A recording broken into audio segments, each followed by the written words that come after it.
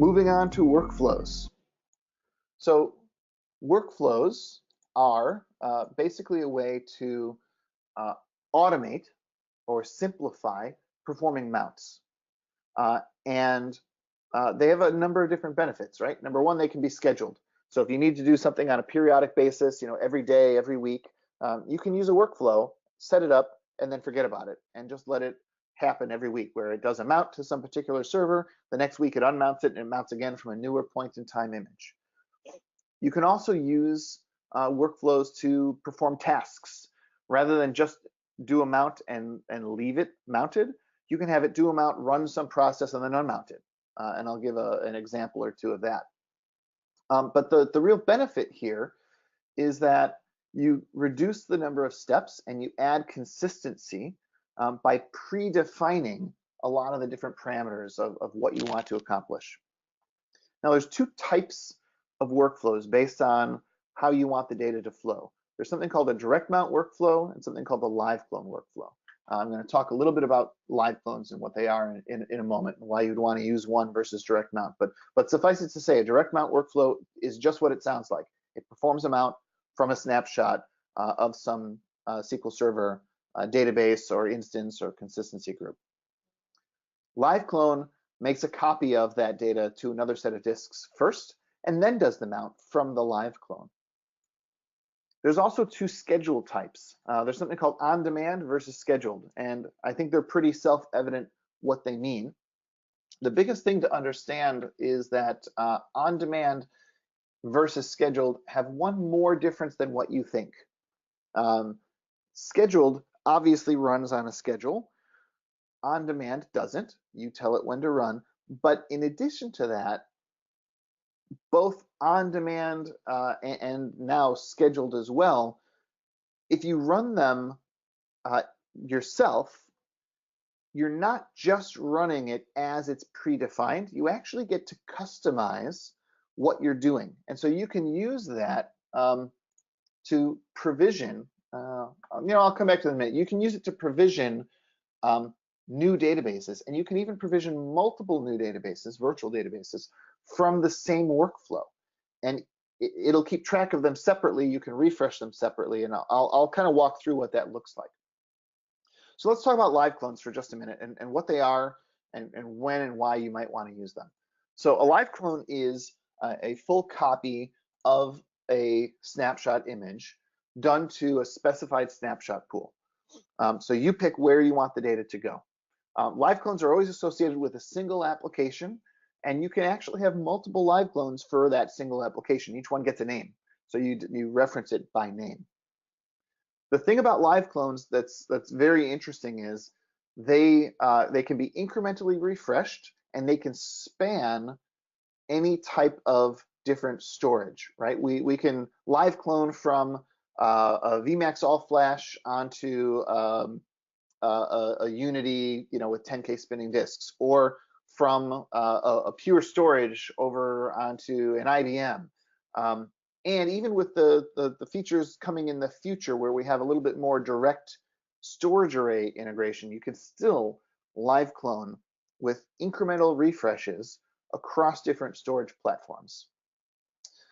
But probably the most important thing about a live clone, besides that you get to put the data on a different storage array, different tier of disk most likely, is that live clones are unlike snapshots. They're unlike backups because they can be modified. This is the only place in Actifio that you can actually modify data and then access it, because all the other scenarios, you're taking a backup from a source. That backup is immutable. You can never change it. It is exactly what it is supposed to be. If you want to use it, you can mount it and then make changes in your mount, of course, and you can even then back up your mounted virtual database and then share that with somebody else. But what a live clone, but you can't ever change the original snap it came from. A live clone is exactly the opposite. Once you've created the live clone, you can actually modify it right there in place, and then take the modified version and share it out with multiple people. Now, the most common use case for this is I need to do some data masking. I want to create a live clone. I then want to run a process against it that's going to swap out all of the sensitive data that's built into this live clone and replace it with non-sensitive data, semi-random data. And then once that's been done, I want to make that available to users who need access to my database, but that shouldn't have access to maybe the personally identifiable information, the PII that was in that database in the first place. The next most common reason is because from a performance standpoint, you need different performance characteristics than what's in the snapshot pool. Maybe, for example, your snapshot pool is on inexpensive storage, and therefore it also doesn't have the highest performance characteristics. And for 99 out of 100 times you need to access that data, that's just fine. But once a year, you need to run a performance test against that data. And so for that once a year, you might choose to do a live clone onto a higher tier of disk, run your test, and then go ahead and unmount it and even delete the live clone at the end of it. And maybe if that test is a sequence of tests that lasts a week and you're going to refresh it multiple times during that period, the live clone design will allow you to do that. So what are some of the use cases for live clones? Well, first off, test and development environments is probably the biggest, most common use case for them. You can use it both for scheduled test dev refreshes as well as on-demand provisioning. But this gets into what I was mentioning before about the on-demand. When you have an on-demand live or an on-demand workflow and you run it, rather than just saying whatever was predefined, just do it, you do have the option to do that. But most often, you take advantage of the fact that you can make a change or two. So 5 different users, for example, can use the same workflow on the same SQL instance to create 5 separate test environments.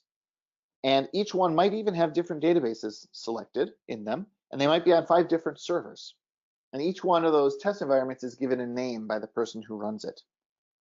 Once that has been provisioned, the same users that created those test instances can go back into the same workflow, and instead of saying, hey, I want to provision another one, they can say, I want to refresh my existing dev environment that I just created.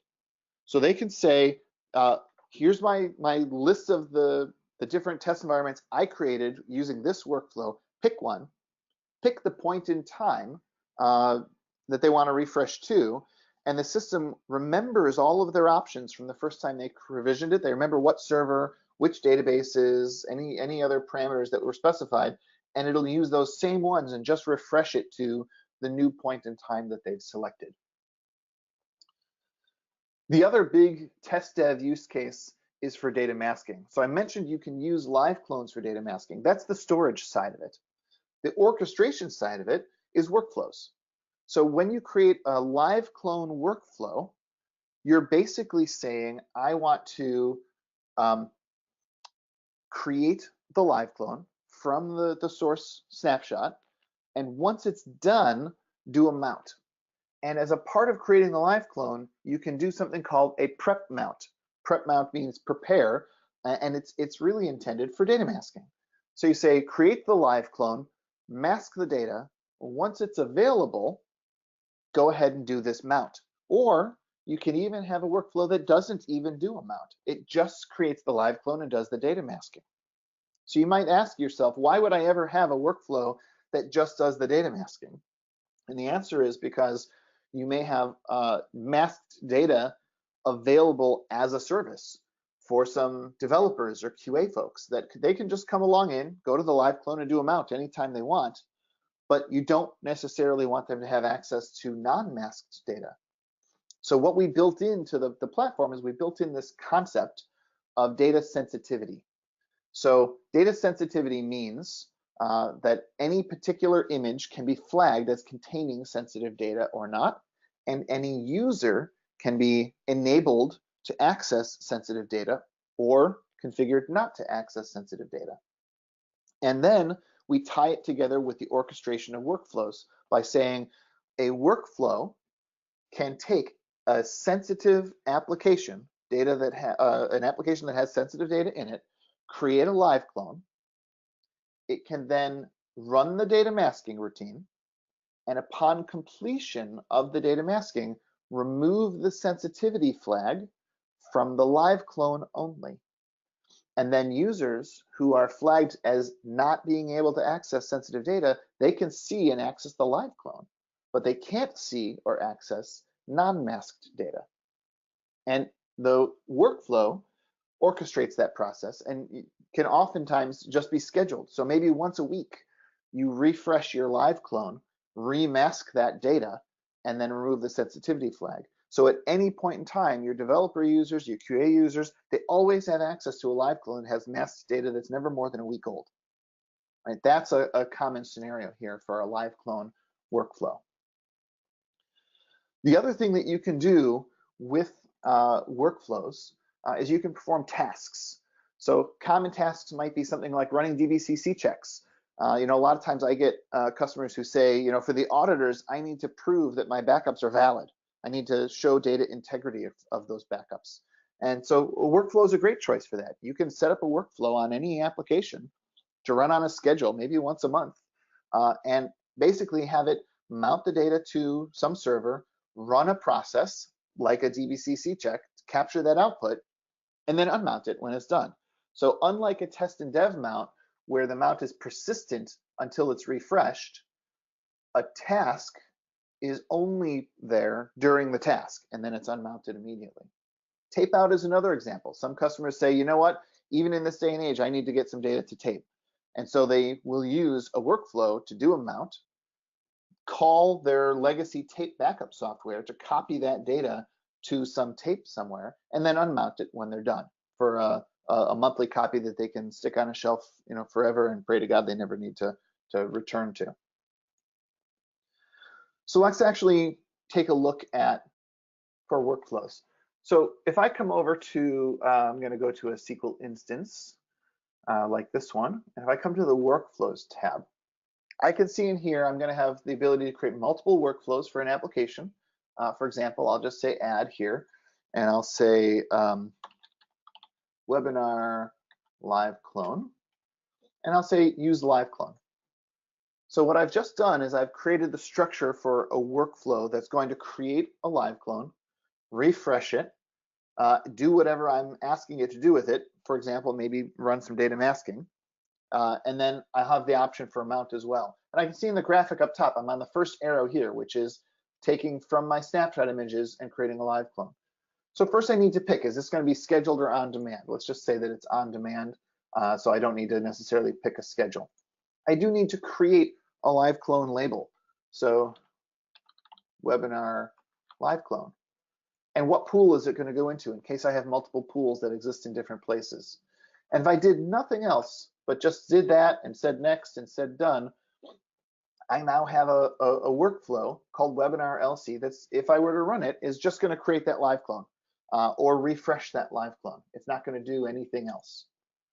Now, that usually by itself isn't all that helpful. So that's when you get into, let's do something with it. So I'll go edit it again. And this time I'm going to check the box that says mount for pre-processing. Now I get some choices. Where do I want to mount it to? What server should I put it to? I thought I had a masking server there, but maybe I don't. I could say, let's mount it to demo SQL 11 is one of my test servers, for example. And I can choose, the driver, the mount point where it gets mounted to. I can have it run a pre-script or a post-script. And notice it says provide at least one. Because I'm saying mount for pre-processing, the assumption is I'm doing this mount because I'm going to do some processing, and when it's done, I'm going to unmount it. Remember I said a live clone to be modified? This is how you do it. You say mount for pre-processing, you do some work, and then when that work is done, it's unmounted. So I can just say, mask.bat, for example. And then I get to choose, should this be an app-aware mount? And for people who've been using the product for a while, you're familiar with that term app-aware mount. For people who haven't been, this is something that we used to reference when we added the ability to integrate with SQL Server in the first place, and Oracle to actually bring databases online. There was actually a time when we couldn't do that. We just presented the disks and you had to go attach them on your own. That was quite a while ago, but app-aware mount was our term for bringing the database online. Now we just call it creating a new virtual database, and in the new workflows that are coming out in AGM, which I may give you a glimpse of in a minute, that's what they're called. But if I check the box for app aware mount, now I get those additional options. What should I call this new consistency group? Should I give the databases in there a prefix or not? Should I bring the database online, etc. So all the same options that you get during a normal app aware mount show up in there. Of course, I need to do this. So now I've created, and I'm just going to say done there. Now I've got a workflow that will create the live clone, mask the live clone if I had on that server a masking script that would run and know what to do. And then that's it. It wouldn't do anything else because I haven't defined anything else. If I go back in and I edit it again, there's one more flag I didn't talk about. See this here, mark data non-sensitive? If you check the box, it does just what you think it does. It takes a sensitive image and it makes the live clone from it non-sensitive at the end. In case you're not familiar with sensitivity, if I just come over to any image anywhere and I have the right privileges, I can say this image, maybe this one right here, this contains sensitive data. So I can say mark data sensitive and do it. At this point, I get the lock icon here, and any user that doesn't have access to sensitive data wouldn't even see this image. Any derivative of this, so if I create an app aware mount from this, that app aware mount becomes sensitive. Any backups of that app aware mount become sensitive. Any live clone that's using this as a source becomes sensitive. So the sensitivity flag gets inherited all the way down the chain from any derivatives. You can also choose to make an image non-sensitive. So what the workflow does is if this application was sensitive, for example, and all these images were sensitive, the live clone would of course be sensitive as well. The workflow would then run the masking routine and then remove that sensitivity flag. That's the concept behind this. Now, the page I've been skipping over, this is the mount page. So if I go next now I come to the mount settings page, and you see the second arrow is highlighted now. This arrow is the same as if I had said a direct mount, which is using the one on the bottom. These two are effectively the same. The only difference between them is the source data. If I'm here, my source is the live clone. If I'm on the lower arrow, my source is directly from a snapshot image. In fact, I didn't highlight it, but on the workflow, let me actually just do a new workflow direct mount, because that way I can show it. Webinar direct mount, I'll say direct mount.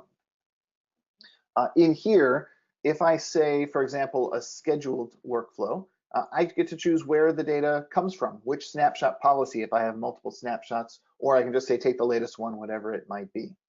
Right? If you say on demand, that goes away.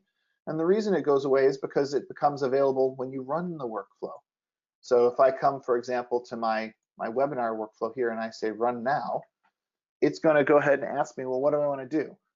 Do I want to refresh the live clone or refresh / create the live clone, or do I want to refresh or create a mounted image? And that's creating a new virtual database. If I say refresh the live clone, I get to pick the point in time that gets used. Which one of my snapshot images is used? Am I rolling the logs forward to a specific point in time before the data masking? Right, that's what this is about right there. So at runtime, you get to pick your source data and your source point in time. The same is true for direct mount workflows. Now, the direct mount workflows have one other difference. That difference is they support something from legacy reasons that I'll tell you all about, and then I'm going to say don't use it. So on a direct mount workflow and on the mount screen on a live clone workflow, the host selection, where am I going to mount to, is this kind of a multi-select box. So if I wanted to, I could say I'm going to mount to demo 11 and demo 10 and demo 3 and do mounts to all of these servers at the same time as part of one workflow. Now I'm going to stop right there and I'm going to say, please don't do that. And in fact, it probably isn't going to do what you want anyway in SQL Server for the following reason. If I say, you'll notice in here, I don't really have an option for app aware mounts. If I remove two of these, now I do. I have an option to perform the app aware mount. And the reason why is the moment I say perform an app aware mount, it's going to say, okay, what databases do you want to mount? And I can pick up one or more of the databases. The next thing it asks is what instance, and the instance is server specific.